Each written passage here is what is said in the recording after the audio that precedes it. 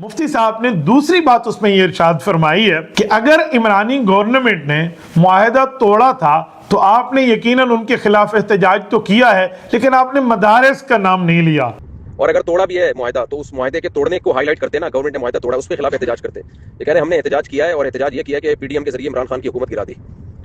ये तो अजीब सा जवाब है यार, बिल्कुल ही तो जब आप पीडीएम के जरिए इमरान खान की हुकूमत गिरा रहे थे तो उसमें ये पॉइंट शामिल कर लेते कि हम इमरान खान की हुकूमत इसलिए गिरा रहे हैं कि इसने उलमा से किया हुआ मुआहदा तोड़ दिया कि वजारत तालीम में जो जाने का मुआहदा हुआ था वो तोड़ दिया है। तो उस वक्त तो कोई एक तकरीर नहीं दिखा सकते, कोई एक ये तो वो बातें कर रहे हैं जो मौलाना फजल रहमान भी नहीं कर रहे।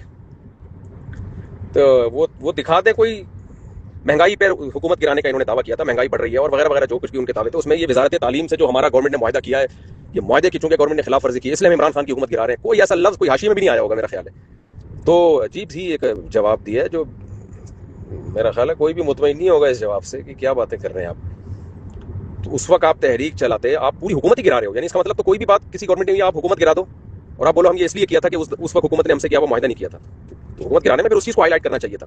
हजरत मुफ्ती साहब उसने हमारे साथ कई धोखे किए थे, वो धोखे की बुनियाद पे गवर्नमेंट में आया था, हमने उसके खिलाफ एहतजाज किया।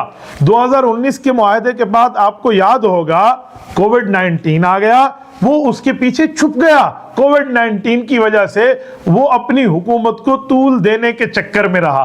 जैसे आहिस्ता आहिस्ता कोविड की पाबंदियां खत्म हुई, जमीयत उलमा इस्लाम मैदान में आई, बाकी सियासी जमातें मैदान में आई और हमने उसका तख्ता उलट के रख दिया है। अगरचे उसकी बुनियादें कई बनी हैं, मदारिस भी थे, महंगाई भी थी और लॉ एंड ऑर्डर के मसाइल भी थे और उसके कई किस्म के गैर आईनी, गैर कानूनी, गैर अखलाकी काम भी थे, तो उसकी गवर्नमेंट का तख्ता हमने उलट के रख दिया और उसकी हुकूमत को खत्म कर दिया। एक गैर आईनी हुकूमत को आईनी तरीके से खत्म कर दिया। आप अभी भी कहते हैं कि आपने उनके खिलाफ एहतजाज नहीं किया। मुफ्ती साहब ने इसमें यह नुक्ता भी उठाया कि चलो ठीक है आपने हुकूमत तो गिरा दी, लेकिन उसमें आपने ये तो नहीं कहा कि मदारिस की वजह से गिरा रहे हैं। मुफ्ती साहब इतनी सादी बात को आप क्यों नहीं समझ रहे? भाई एक मरीज है अस्पताल में एड़िया रगड़ रहा है, उसको दिल का आर्जा भी है, जिगर भी उसका काम नहीं करता, गुर्दे भी उसके फेल हो चुके हैं, मैदा भी उसका खत्म हो चुका है, सांस भी उसका उखड़ चुका है और उसका जिस्म फूल चुका है, वो बिस्तर मर्ग पे है, लेकिन उसको खांसी आई और वो मर गया। तो आप क्या कहेंगे? ये खांसी से मर गया है, बाकी सारी चीजों से आप सरफे नजर कर लेंगे। भाई इमरानी गवर्नमेंट में ये सब बदउनवानियां मौजूद थी जो उसने हमारे साथ मुआहदात की मुखालफत की, 2 नंबरी तौर पे हुकूमत में आया, बाकी उसने सारे मामलात किए और जब महंगाई की बात आई ये सारे इश्यूज लेकर हजरत कायद जमीयत दामत बरकातुहू ने तहरीक चलाई और इस तहरीक के नतीजे में बाकी जमातें भी साथ आई तो इमरानी गवर्नमेंट चलती हो गई।